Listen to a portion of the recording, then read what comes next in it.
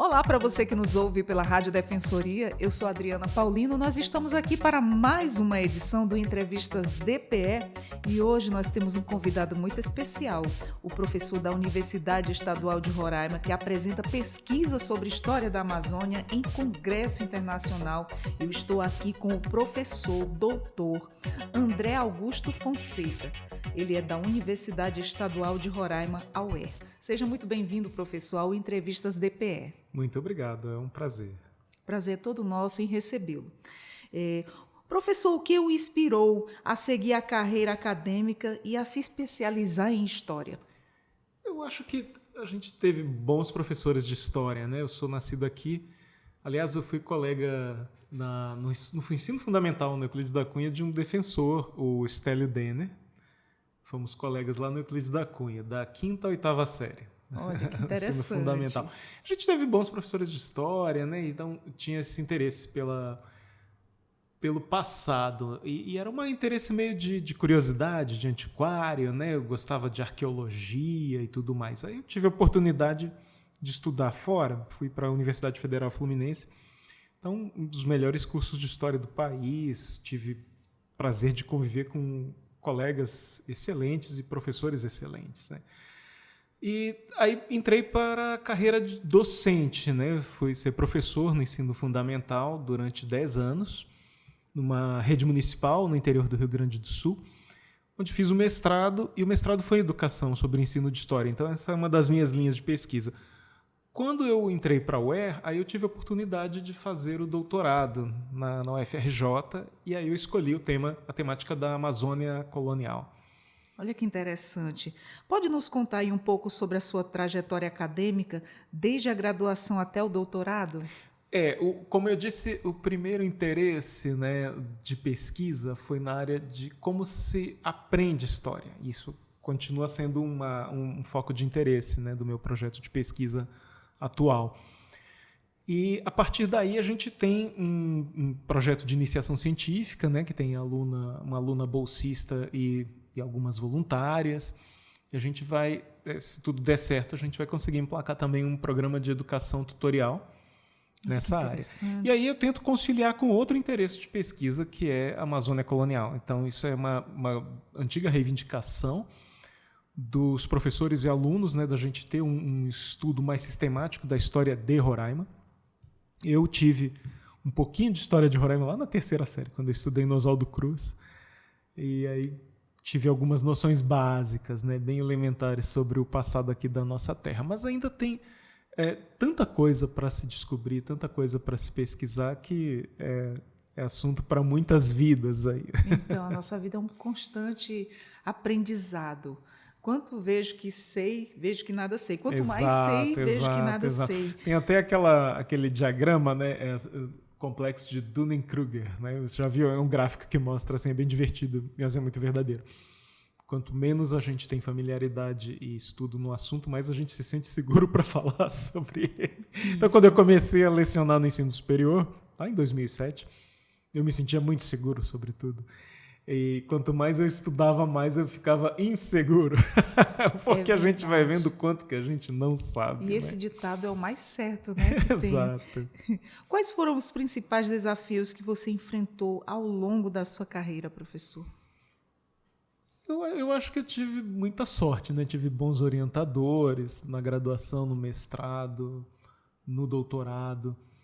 Tive oportunidade de trabalho. Trabalhar na UER é muito bom, a gente tem nossos desafios, nossas dificuldades. Nosso maior problema é a falta de recursos materiais, né? A carreira é boa, mas faltam recursos materiais. A gente precisa investir mais na biblioteca, ter possibilidade de fazer mais aulas de campo, né? Então, esses recursos, né? A gente quer montar um laboratório de ensino de história, então isso é sempre desafiador. Aí a gente está entrando em editais, né? Hoje deve sair o resultado de um edital que a gente quer montar um centro de documentação virtual das Guianas. Nós estamos com vários pesquisadores muito importantes da estadual, da federal, daqui de Roraima também, e de outras instituições, da Unicamp, do Museu Geld, da Unesp, de uma universidade no Reino Unido também, outra na Austrália.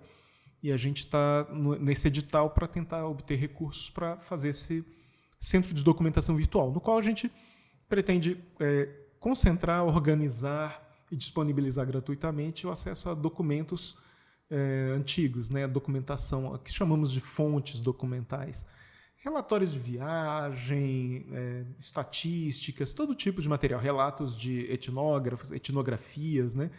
Que estão dispersas hoje. Muita coisa já está digitalizada, mas tem muita coisa que falta digitalizar ainda. Por exemplo, em abril, fui com a Rosiane Cadete, que é professora Wapixana aqui da Rede Estadual, nós fomos ao Museu Britânico e ela foi convidada para mostrar como se usa o material etnográfico que foi coletado aqui na região em 1930 e foi doado para o Museu Britânico. Olha que interessante. E aí ela foi lá mostrar como se usa o fuso para fazer o fio, né, para fazer a tecelagem wapixana. Maravilhoso. E ela foi como consultora e curadora, né, desse material. E ela é uma educadora, fez mestrado aqui na Federal de Roraima, fez uma especialização com a gente na Estadual. Então tem muita coisa boa aparecendo aí. A gente tem parceria com o Museu Integrado, com a professora Helena Fioretti, a gente tem parceria com o Tribunal de Justiça, que tem agora o Centro de Cultura, né, do Judiciário, do TJRR. Nós temos parceria com o Centro de Documentação Indígena da Consolata, que tem muito material sobre história indígena e do indigenismo. Então a gente está bem empolgado aí, tem muitos projetos em andamento. Que maravilha! A história em si é muito interessante. Ela traz as nossas origens e de lá para cá a evolução que vem passando. Eu fico fascinada, eu gosto muito de história. Muito fascinante. Eu tive o prazer de ter um professor também de história. Nossa, eu ficava admirada da forma com que ele dava aula para a gente. Ele chegava na sala de aula, ele vinha com tudo na cabeça. O plano de aula elaborado. E ele dava uma aula que, se o aluno quisesse alguma coisa, prestasse atenção, não precisava estudar para a prova, se tirava nota boa, porque você ficava com aquela aula toda na cabeça. Era muito interessante. Infelizmente, ele não está mais entre nós. Mas, assim, eu não consigo esquecer nunca. A gente tem aquele respeito, aquela admiração por aquela pessoa que gosta do que faz e passa também, não é verdade, professor? E assim, como você começou a se interessar por os estudos relacionados à Amazônia e aos povos indígenas? Bom, quando eu fui fazer o doutorado, era em História, então não cabia um aprofundamento do mestrado, que era sobre ensino de História. E eu também senti uma necessidade de fazer pesquisa histórica propriamente, né? Utilizar documentação e tudo mais.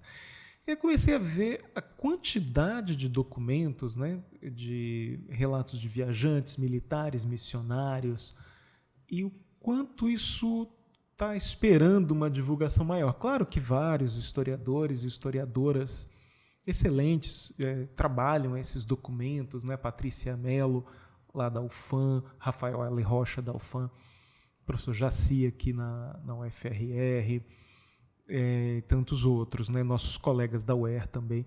Mas tem muito material mesmo, né? Por exemplo, a minha colega da UFRR, Maria Luísa Fernandes, foi ao Arquivo Público do Estado do Pará e trouxe centenas e centenas de documentos digitalizados e que falta a gente ler, né? Falta a gente ver o que tem ali. Tem muita correspondência do Forte São Joaquim.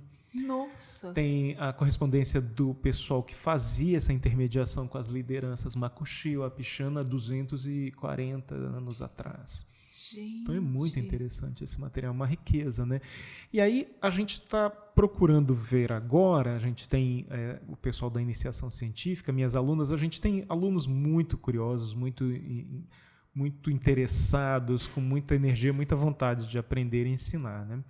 Então, estou com um pequeno grupo que eu vou ampliar depois, eu estou com a Yasmin Nicole, com a Fernanda Abreu e com a Emília Coelho.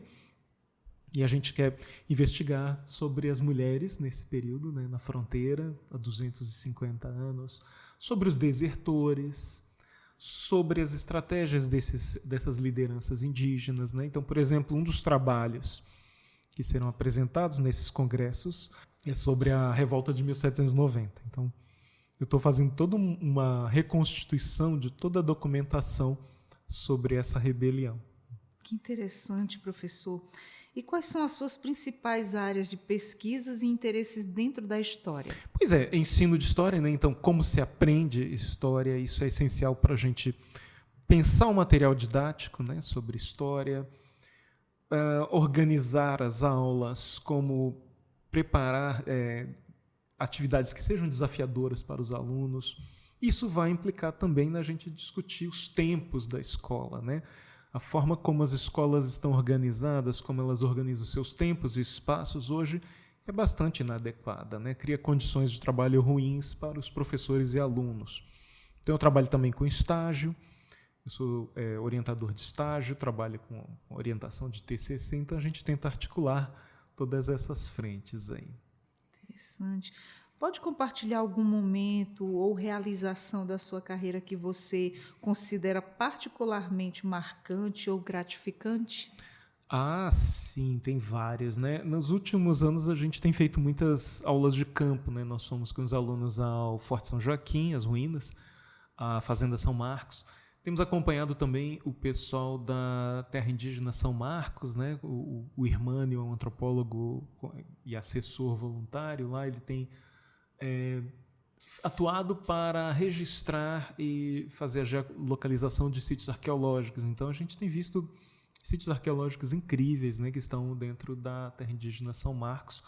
Visitamos um também no sul do estado, fomos de barco, Santa Maria Velha, né? Então é uma área de 60 por 300 metros que tem um dique, parece uma estrutura defensiva.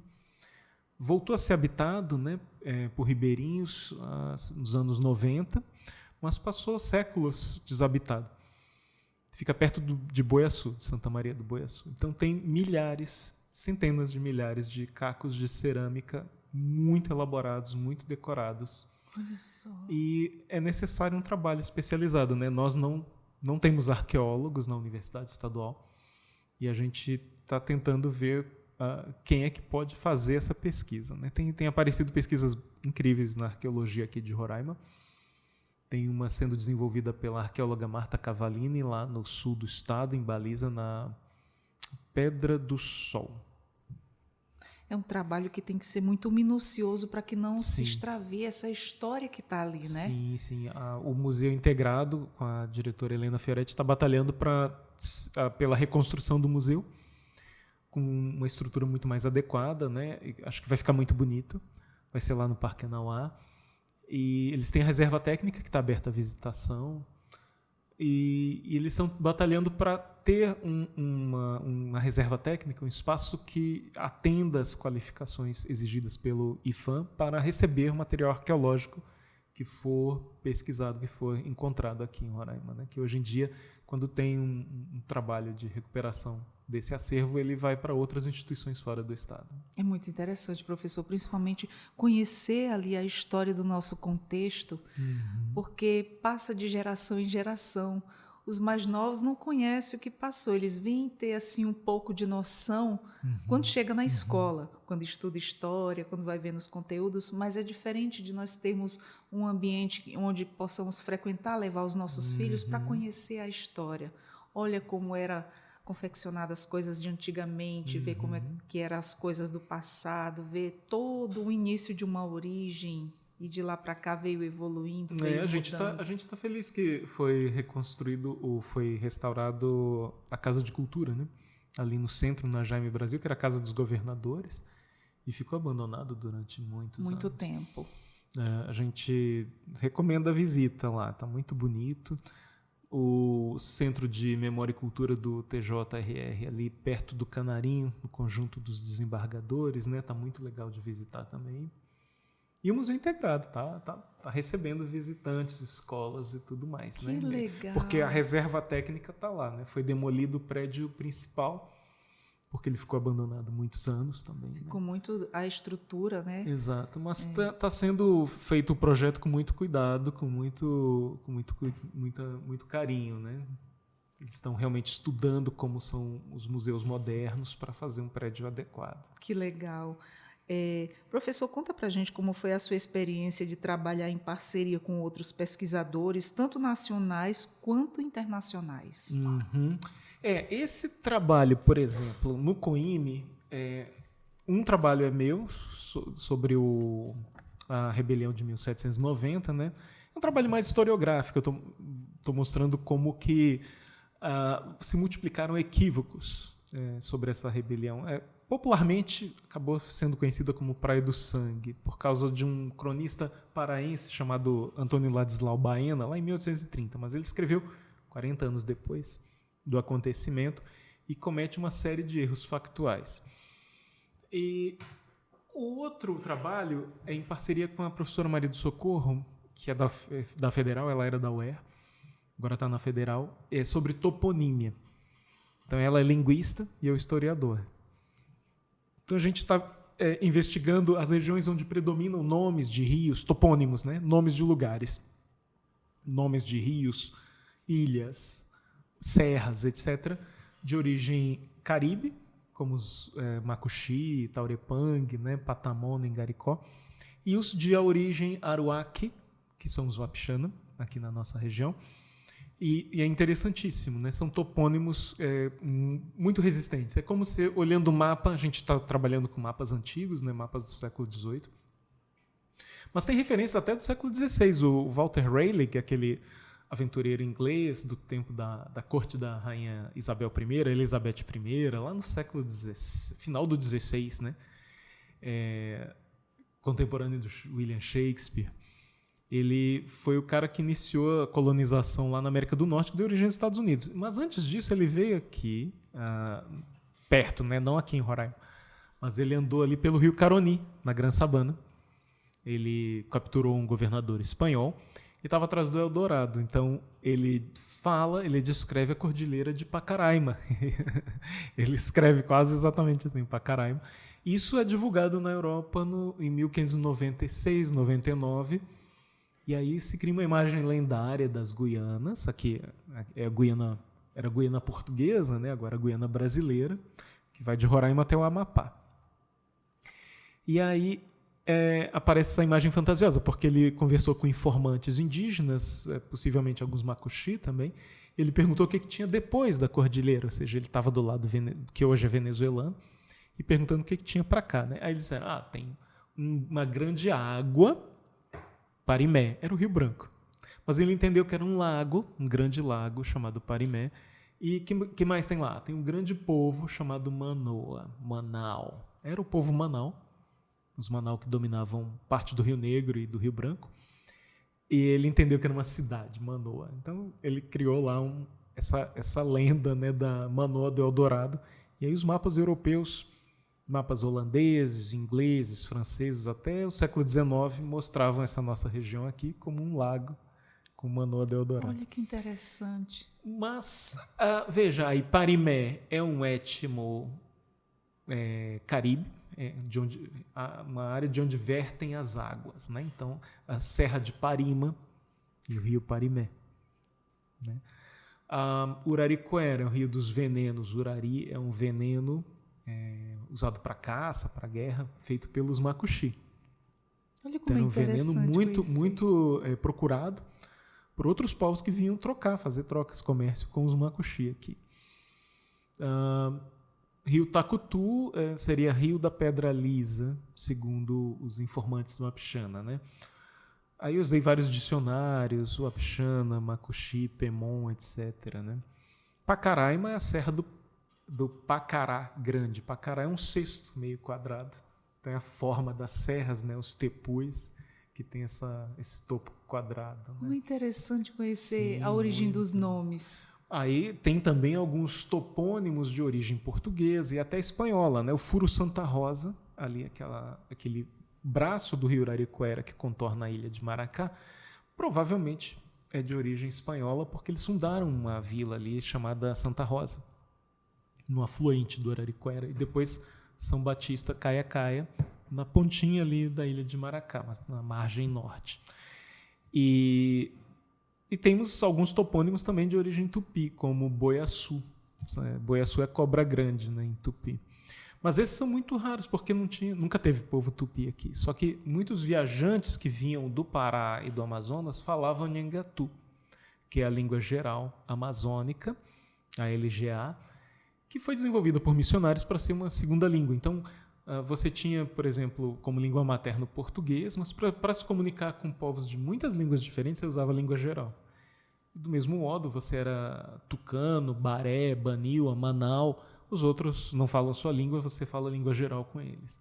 Então, a maioria da população da Amazônia, até o Império, falava a língua geral, a maioria não falava português. Isso só muda quando você tem... Isso aí é o Bessa Freire que pesquisou isso. O Bessa Freire era da UFAM, agora é da Unirio. Acho que já deve estar aposentado. Mas ele escreveu sobre a língua geral amazônica e ele mostra que até a cabanagem, que é a década de 1830, né, a maioria da população falava a língua geral. Só que a repressão do governo imperial à cabanagem foi muito violenta e visou principalmente a população que falava a língua geral. E logo depois, ou uma geração depois, tem o ciclo da borracha, que atrai praticamente 500 mil de pessoas do Nordeste que só falavam português. É a partir daí que o português se torna a língua dominante aqui. Mas, de qualquer forma, na nossa região, que hoje é Roraima, a Bacia do Rio Branco, não se falava a língua geral, ninguém falava. Só as pessoas que vinham de fora, os forasteiros. Então, pessoas que vinham de Manaus, de Barcelos, ou de Santarém, ou de Belém, falavam língua geral. Então, eram pessoas que eram comerciantes, navegadores, militares, e eles colocaram muitos nomes de ilhas e alguns afluentes lá do Baixo Rio Branco têm nomes de origem tupi, como Boiaçu. Interessante. Professor, como você vê a importância de eventos internacionais e colaboração com pesquisadores de outros países, para o avanço da sua carreira? Isso é uma forma da gente se atualizar também, né? Nós nos atualizamos lendo artigos científicos que passam por revisão por pares. Nós nos atualizamos também com resenhas de livros recém-produzidos, porque você não tem como ler tudo, né? Então, as resenhas críticas ajudam você a escolher o que é prioritário para ler, né? Mas um congresso nacional, regional, internacional, ele é muito importante também, porque você pode colocar o seu trabalho para uma primeira crítica, né? Então, pessoas, em geral, quando o simpósio temático funciona bem, a discussão acontece e são feitas sugestões, são feitos questionamentos e que permitem a gente aperfeiçoar o trabalho, né? Então, a minha ideia é fazer esse aperfeiçoamento antes de publicar os trabalhos. E também a gente está numa cidade que nossa região é periférica, né? A Amazônia é periférica, a Roraima é periférica, e a gente tem essa necessidade de fazer esse diálogo com os outros centros, né? Esse trabalho que eu vou apresentar no Congresso Mundial de Antropologia na África do Sul, em parceria com o Romero Briglia, que é do ICMBio, ele é biólogo, especialista em peixes de Roraima, e a gente quer investigar essa história ambiental de Roraima, uma história ambiental, história da paisagem, história das interações entre espécies. E isso é um filão para pesquisadores e pesquisadoras, porque ainda é pouco explorado aqui em Roraima. Há poucos trabalhos sobre história ambiental propriamente. E como você sabe, na Amazônia, grande parte desses documentos antigos do século XVIII, XIX, por exemplo, focavam muito, né, nesses aspectos naturais, a flora, a fauna, a paisagem e a forma como essas sociedades amazônicas se relacionam com essa flora, com essa paisagem, com essa fauna. Interessante. Meio físico, né, e natural. Então, quais são os próximos projetos ou pesquisas que você está planejando ou já está envolvido?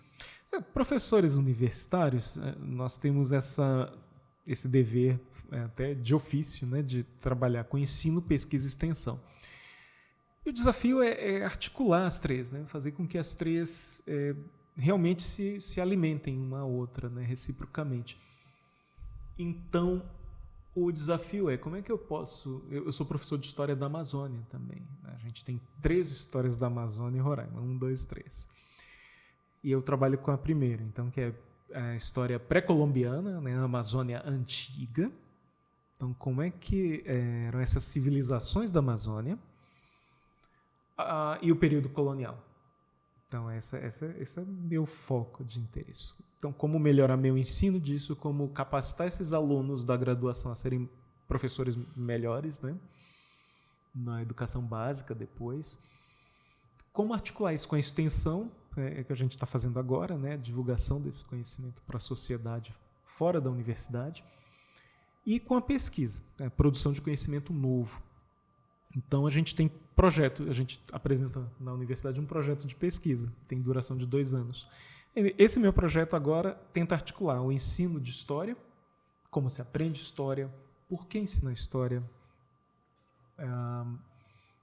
como melhorar esse ensino de história, e articular com essas descobertas mais recentes sobre a Amazônia, no meu caso, a Amazônia colonial, né? Mas a gente sempre estende para a Amazônia imperial e início da República também.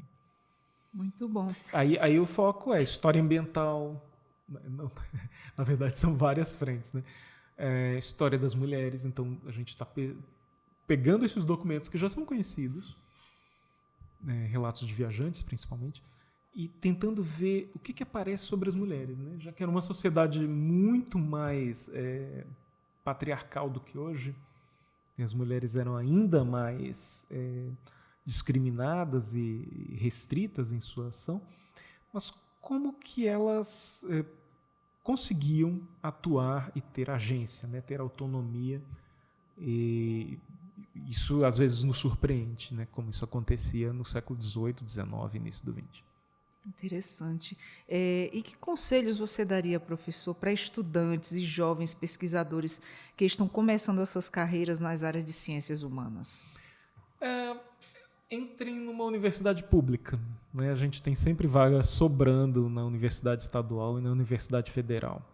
Nós criamos agora, a nova administração criou várias formas de acesso, então tem vestibular tradicional, mas também aproveitaremos nota do Enem.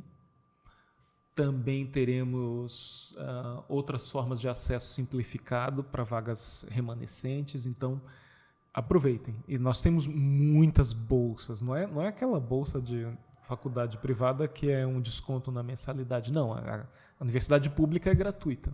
E além de ser gratuita, nós temos vários programas que oferecem bolsas para os estudantes receberem para estudar, para fazer pesquisa, etc. Um dos casos é o PIBID, o Programa de Incentivo à Docência, o outro é a Iniciação Científica e o outro é o Programa de Educação Tutorial. Então, nós temos bolsa aí que dá para praticamente todos os estudantes que entram no nosso curso. Então, é muito interessante, a gente tem conseguido fazer algumas aulas de campo, né?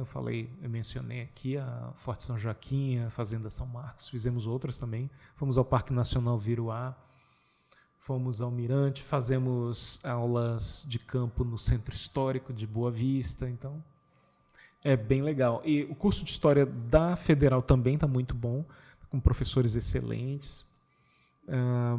Então, eu acho que tem muito espaço mesmo para quem se interessa em pesquisar a sociedade humana, né? A cultura, as ciências humanas. História, geografia, sociologia, filosofia estão aí de portas abertas. As oportunidades estão aí. Tem. E a gente sabe que o estudo, ele muda vidas. Sim, claro. Muda vidas. Claro. E os professores estão aí para nos ajudar. Nós temos tido também, do ponto de vista prático, né?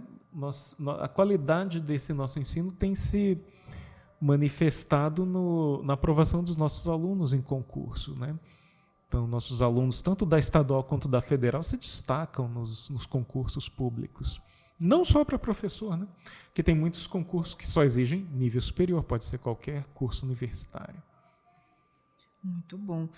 Como você se sente representando a Universidade Estadual de Roraima, a UE, e 2 importantes eventos internacionais, professor? É muito gratificante porque a universidade me deu a oportunidade de fazer o doutorado, né? Me deu a oportunidade de fazer essas pesquisas. A gente não tem muito recurso, mas, como eu disse, nossa carreira estimula, né? Permite que a gente faça esse trabalho de pesquisa e de extensão, né? De divulgação do conhecimento. E eu acho que O caminho é a gente ocupar mais esses espaços, né? Apresentar mais trabalhos, publicar mais. Professor, pode nos falar mais sobre o 5º Congresso Internacional dos Mundos Indígenas do COIME e a sua importância? É um congresso que tem uma história já consolidada, né? Ele já ocorreu na França, na Colômbia, em outros estados brasileiros também, né? E tem um forte componente de afirmação dos direitos indígenas e tudo mais, além, é claro, do seu caráter científico. É um evento de peso, reúne pesquisadores realmente de vários países, pesquisadores consagrados. Então, para mim, é uma honra participar desse congresso, né? Então, são esses 2 trabalhos sobre a toponímia, né, nomes de lugares, e como isso revela a ocupação milenar desses povos aqui na região. E o outro é sobre a rebelião, é um período colonial, né, rebelião de 1790. E lá no Congresso na África do Sul é sobre a história ambiental. E, professor, o que inspirou aí a escolha dos temas, dos trabalhos apresentados no COIME? Sempre a escolha do tema é algo que é subjetivo, né? E envolve uma série de influências. Primeiro, quanto mais você lê esses documentos, por exemplo, relato de um engenheiro que veio abrir uma estrada aqui em 1881. Então é muito interessante. O relato de um naturalista que fala sobre o Rio Branco em 1865. O relato de um viajante inglês que para no Forte São Joaquim em 1812. O relato de um oficial militar que leva uma carta secreta do príncipe regente Dom João, futuro João VI, para a comunidade judaica de origem portuguesa em Paramaribo, em 1797. Quanto mais você vai lendo, né, mais você vai desenvolvendo uma empatia com essas pessoas, com esses personagens. E vai ficando fascinado pela história. E vai pensando em ideias, né? A gente se inspira também em outros historiadores, historiadoras mais experientes. Existem perguntas que são de alcance, um alcance que ultrapassa o local, né? Esse é sempre um cuidado que a gente tem. Você não quer fazer uma história paroquial que interessa a 3 ou 4 pessoas. A gente quer algo que tem um interesse humano mais amplo. Então, entender como as mulheres se comportavam e desenhavam suas estratégias, suas ideias num mundo dominado por homens é algo que é de interesse humano, né? Interesse que alguém lá no Japão, ou na China, ou no Irã, ou na Europa vai poder ter interesse em ler isso, né? Entender essas relações coloniais entre europeus e povos indígenas e entre as etnias, né? Porque do mesmo jeito que os holandeses e portugueses se estranhavam e se matavam em guerras e eram todos europeus e cristãos, né? Do mesmo jeito você tinha grupos aqui na América, grupos ameríndios, grupos povos originários que também não se viam como tendo nada em comum entre si. Essa categoria indígenas coloca tudo junto, né? Macuxi, Caingangue, povos da América do Norte, da Argentina, etc., tudo com uma categoria só. Uma categoria que só passou a fazer sentido, só foi criada com a chegada dos europeus. Antes disso, cada povo, claro, tinha sua identidade e não se via como tendo algo em comum com outros povos aqui da América.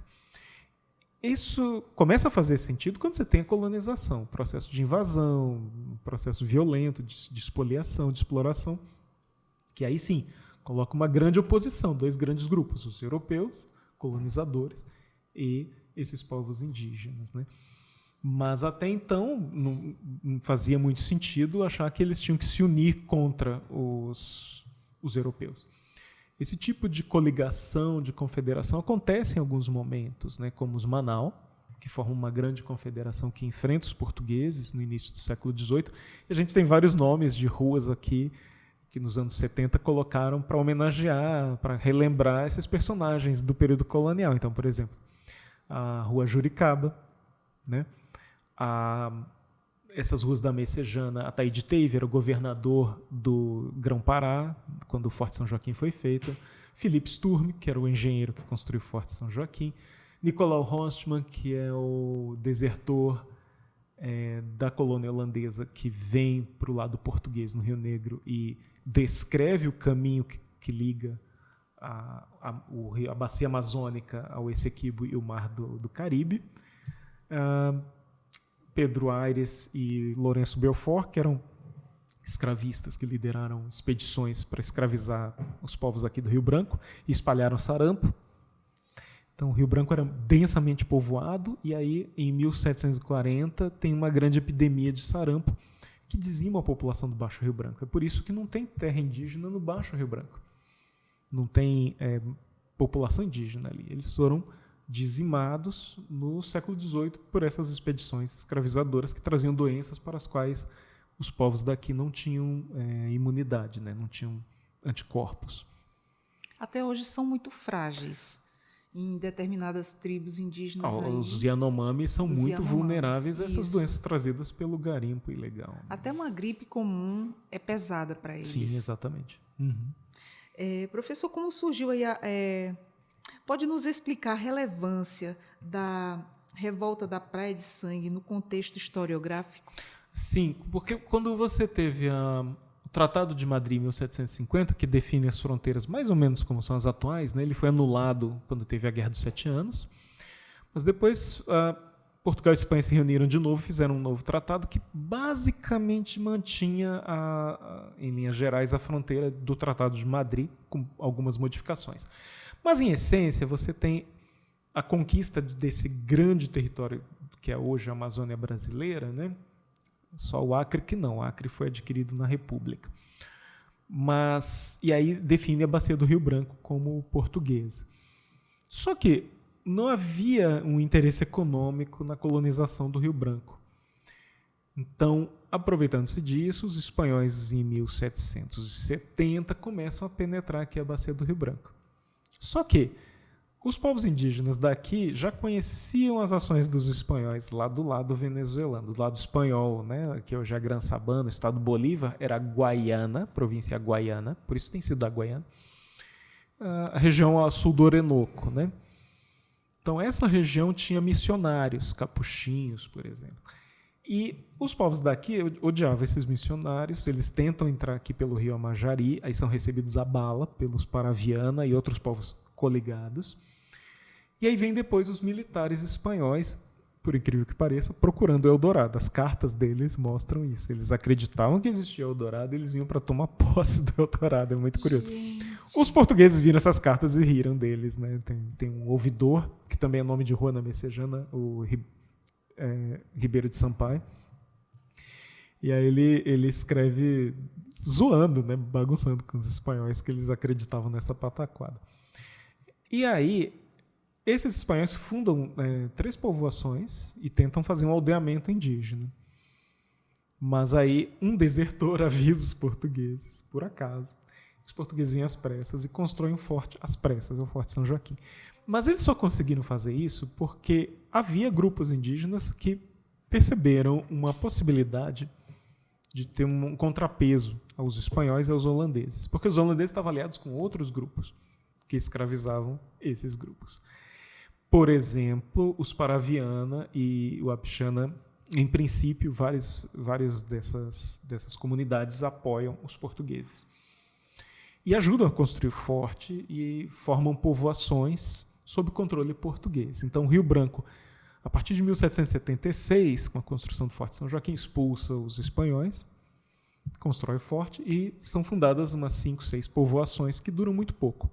Aí vai ter uma rebelião por causa da exploração do trabalho deles, por causa da violência cultural, porque você é um guerreiro e tem 3 mulheres, dispensa as 2, fica só com uma. Eles ficavam escandalizados com isso.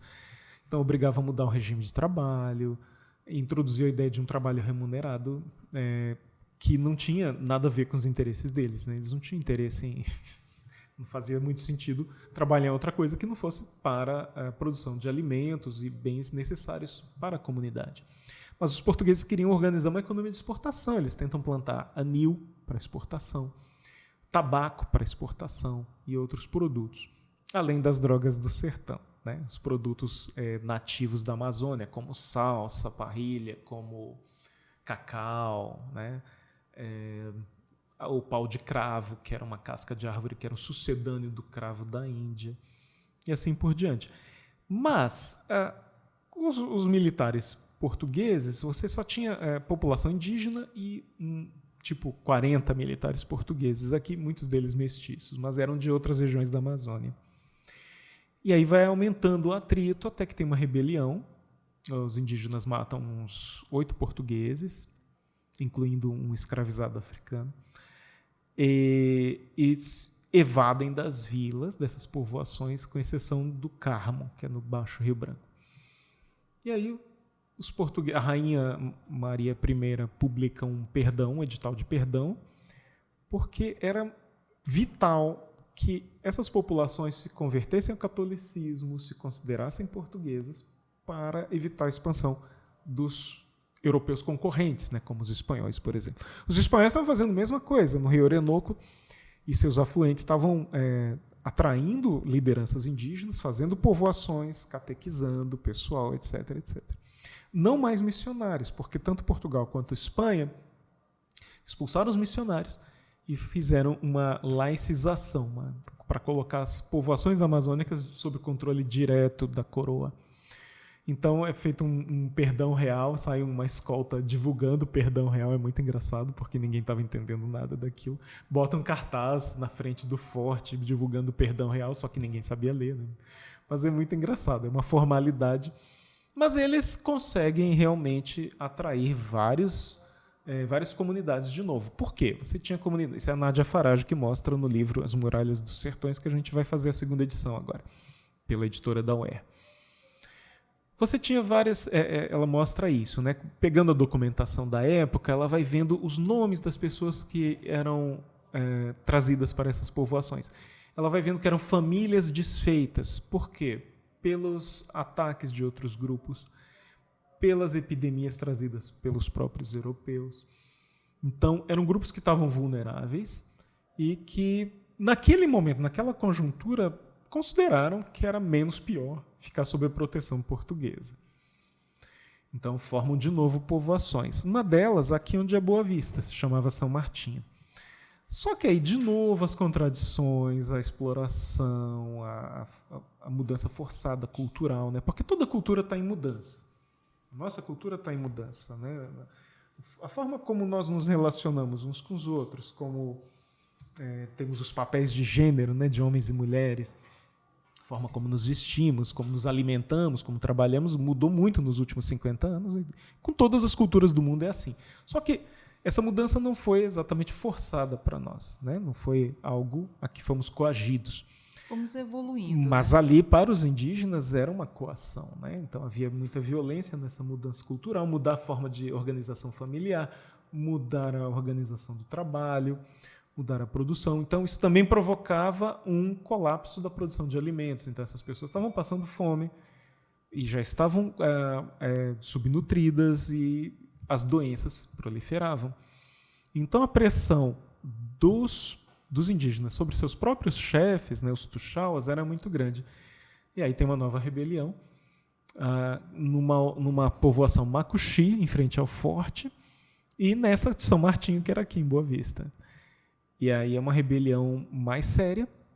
Eles matam uns 4, 5 portugueses, fogem, e aí vem uma repressão mais forte, né? O governador na época era o Lobo da Almada, o nome da escola, né? Sim. E ele manda uma repressão, uma escolta, 50 militares, 70 indígenas remadores, 120 pessoas, então, para reprimir e pegar os culpados, né? Os líderes e as pessoas que mataram os militares. E aí tem um embate. Eles alegam ter morto 3 indígenas, nunca vamos saber se foram mais, né? E ele faz uma coisa bem dura, né? Ele faz a deportação de dezenas de indígenas, de muitas famílias, daqui do Rio Branco para vilas distantes da Amazônia, como Parintins, que era Vila Nova da Rainha. Isso ficou marcado na memória, né? Quando Cor Grimberg, o etnógrafo alemão, veio aqui em 1911, 1912, as pessoas contavam para ele, os indígenas, né? Taurepang, Wapixana, Taurepang, que existiam os Paraviana, hoje não tem mais, né? Mas que eles foram expulsos pelos portugueses. Isso ficou na memória, né? Durante mais de um século, quase 2 séculos. E essa deportação aconteceu. Só que o Ladislau Baena, que escreveu 2 livros muito influentes, ele não era um historiador profissional, era um militar português. Mas já no Brasil independente, em 1838, ele publica a Corografia da Província do Pará e Eras da história do Pará, né? Então ele publica 2 livros, um mais geográfico, outro mais histórico, sobre o Grão-Pará, que pegava toda a Amazônia. E aí ele fala de uma forma muito superficial que houve uma rebelião, só que ele indica a data errada, ele pega as 2 rebeliões e transforma em uma, não cita fontes, não tem referência, né? E ele diz que ficou conhecido o lugar onde teve o embate como Praia do Sangue, porque houve um grande derramamento de sangue dos portugueses, não dos indígenas, porque ele estava preocupado com os portugueses. Para ele, os indígenas rebelados estavam errados, né? Só que para nós hoje, não, a nossa opinião é inversa dele, né? Nós acreditamos, nós entendemos que a rebelião era legítima e que os portugueses é que estavam errados. Então, com o passar do tempo, as pessoas foram repetindo Praia do Sangue, Praia do Sangue. Só que nenhum mapa mostra onde fica essa Praia do Sangue. Nenhum mapa da época, do século XVIII, XIX, XX, mostra isso. Mas tem um engenheiro estadunidense que veio em 1881 fazer o desenho de uma estrada para contornar a Cachoeira do Bem-Querer, que é um obstáculo à navegação. E aí o gado produzido aqui, para ir para Manaus, era difícil passar por essa cachoeira. Então, o transporte era muito demorado, muito caro, não podia ser feito todo ano, etc. E aí Manaus estava crescendo, né, com o ciclo da borracha e a população querendo comer carne de gado e tal. E a Amazônia, em geral, não tem áreas com pasto apropriado. E aqui eram campos naturais, né? Então havia milhares de cabeças de gado aqui e não tinha mercado consumidor. Manaus tinha mercado consumidor e não tinha gado. Então, o governo da província investe para construir uma estradinha contornando ali, onde é hoje Caracaraí, né? Contornando as cachoeiras. Então os barcos deixariam o gado antes da cachoeira, andariam por algumas horas por essa trilha e chegariam depois da cachoeira para embarcar. E aí esse engenheiro diz que tem realmente um lugar, Lago da Desgraça, Olha só. que, segundo John Heyman, que é um outro historiador, era o nome que virou a Praia do Sangue, virou Praia da Desgraça. Então, tem algum vestígio, alguma reminiscência aí, né? Porque os documentos da época não dizem onde foi o embate. O Lobo da Almada dá a entender que foi nas serras. Mas aí não sei. Só que as mortes dos portugueses acontecem aqui, né? Onde hoje é o município de Boa Vista. E esse Lago da Desgraça é ali perto de Caracaraí, no Médio Rio Branco. Então, parece que esses cronistas e essa memória sobre o fato foi meio que misturando acontecimentos de lugares diferentes. Nossa, isso é bem interessante. Que história, muito interessante, professor. É tanto que Caracaraí tornou-se a cidade-porto, né? Exato, exato. Gente, olha, eu estou tendo uma aula exclusiva aqui, um privilégio nessa nossa conversa. Mas mudando aqui, professor, como foi que surgiu a parceria com a doutora Maria do Socorro Melo Araújo para o trabalho sobre toponímia, justamente, do espaço da Guiana Brasileira? São os topônimos, né? Topônimos são nomes de lugares. O Mark Bloch dizia que um mapa, né? A paisagem é um palimpsesto. Palimpsesto é aqueles pergaminhos medievais que, como eram um suporte muito caro, né? Papel e pergaminho eram coisas muito caras.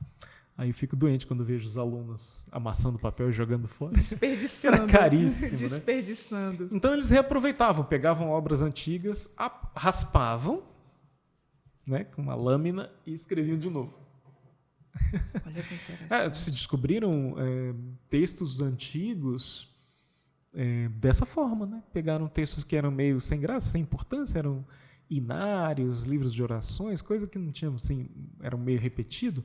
Aí, examinando, né, com o equipamento moderno, se percebeu que tinha um texto por trás, muito mais antigo e desaparecido por trás dele.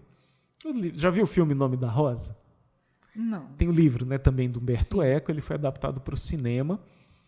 Eu não lembro o nome do diretor agora, mas é o Nome da Rosa, é bem legal, é sobre Idade Média e é uma história de detetive na Idade Média, é muito legal, com Sean Connery. Então, aparece um palimpsesto ali, né? Ele descobre lá no século XII um pergaminho que foi reutilizado. Da mesma forma, a paisagem é um palimpsesto.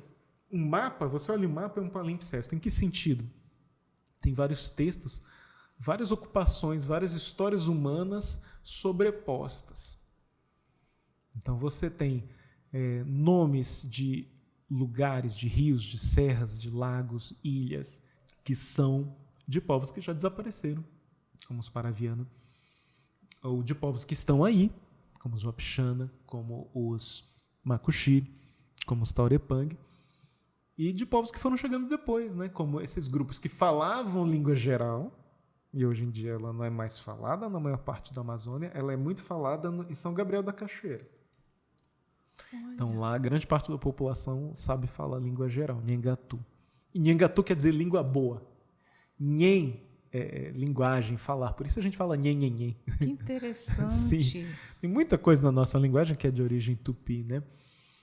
Só que durante muito tempo, tudo que era de origem indígena, o pessoal achava que era tupi, mas não é, porque os tupi não ocuparam tudo que hoje é o território brasileiro, né? Estavam mais no litoral leste. E aqui em Roraima, não adianta você tentar achar uma origem tupi para nomes como Tepequém, como Pacaraima. Então, aquela história, não é Rio Tacutu, é Itacutu, porque Ita é pedra em tupi. Não tem nada a ver. Nunca foi Itacutu, porque não tem tupi aqui. Nunca teve tupi aqui. É Tacutu. É Pacaraima. Pacaraima, Pacará grande, né? Oimã, Roroimã, Pacaraimã. A Serra Grande é Serra de Caraumã, a Serra do Caral. Imã é pai ou grande nas línguas caribe. Porque geralmente nas narrativas tradicionais, uma ave grande é o pai de todas as aves da sua espécie, né? Então, Caral é a garça preta.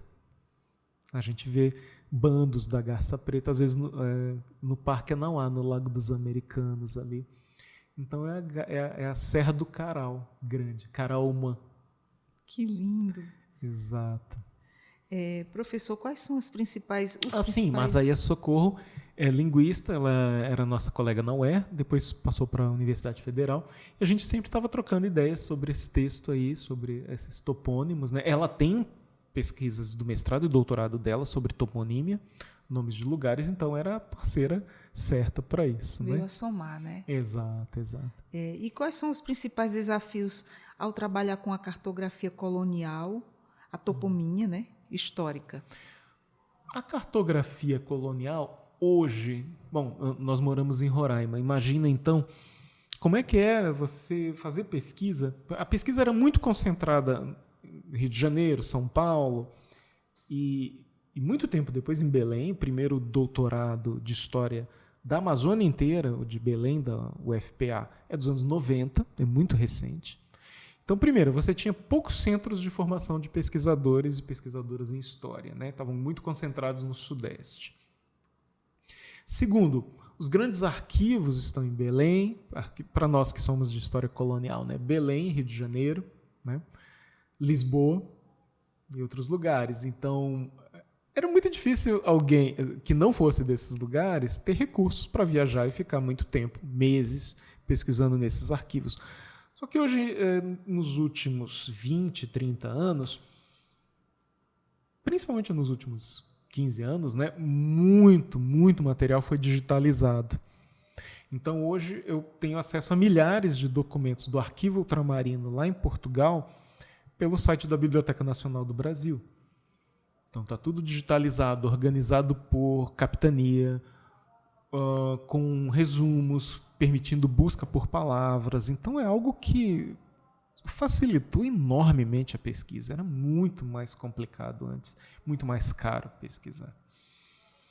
Então, uma parte do acervo também da Biblioteca Nacional está digitalizado e lá tem vários mapas daqui da região do Rio Branco, mapas feitos pelo Codina, que acompanhou Alexandre Rodrigues Ferreira aqui na região em 1787, mapas do Lobo da Almada, né? Então, muito material hoje está disponível aí. Aí a gente pega esses mapas e vê essa permanência da toponímia, né? O rio Anauá, o rio Tacutura, Ariquera, Majari, o Tepequém, a Serra do Tepequém. E qual é a importância de eventos como o COIMI para a troca de conhecimentos entre os pesquisadores de diferentes países? Bom, primeiro que você junta, né, pesquisadores de diferentes disciplinas, né? Você tem antropólogos, você tem sociólogos, tem historiadores, tem pessoal da história da cultura, tem pessoal da antropologia histórica e pessoas com perspectivas teóricas diferentes. Isso é muito enriquecedor, é muito desafiador também, porque haverá muitas críticas, né, aos trabalhos apresentados. Só que isso ajuda a melhorar a qualidade dos trabalhos, né? E como a participação em eventos internacionais contribui para o desenvolvimento acadêmico e científico dos alunos da UE?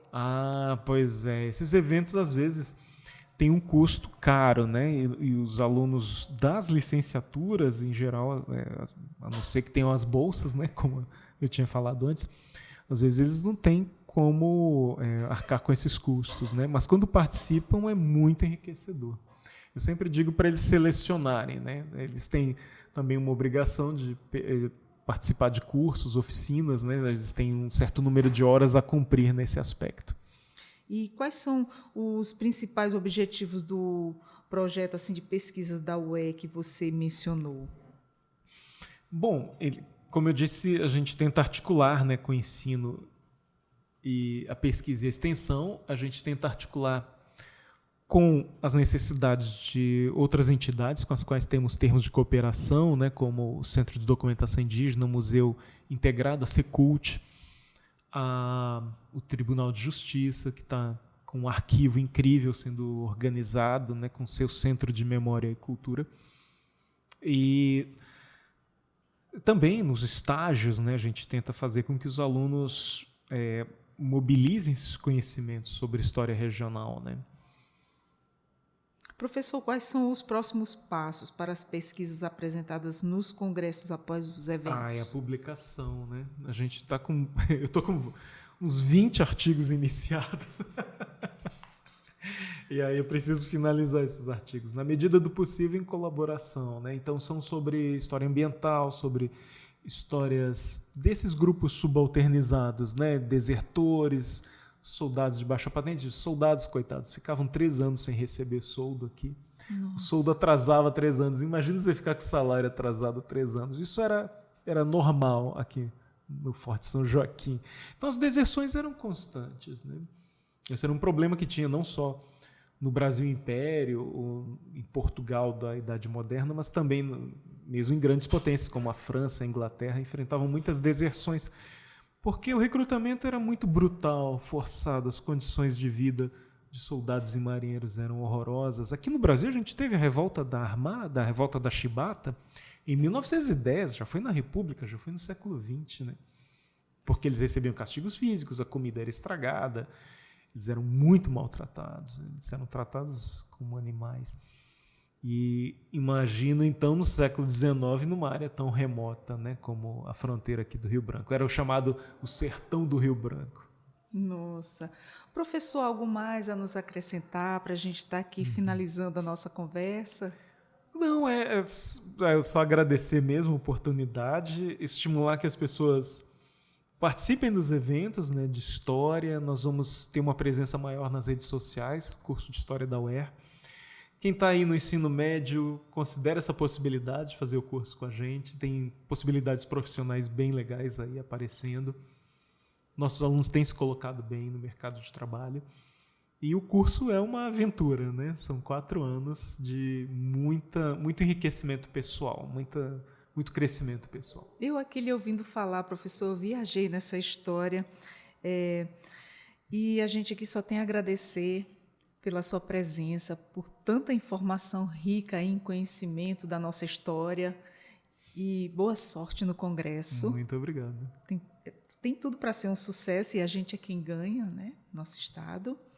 Bom, nós conversamos com o professor doutor André Augusto Fonseca, do curso de História da Universidade Estadual de Roraima, a UER, que irá representar a instituição de 2 importantes eventos internacionais. 3 trabalhos do docente pesquisador foram selecionados pelo 5º Congresso Internacional dos Mundos Indígenas, o COIME. Obrigada, professor, mais uma vez. Entrevistas DPE está sempre de portas abertas para sempre estar passando aí essas coisas boas que é o aprendizado aí. Obrigada, professor. E eu sou a Adriana Paulino, nós ficamos por aqui. Até a próxima. Tchau, tchau.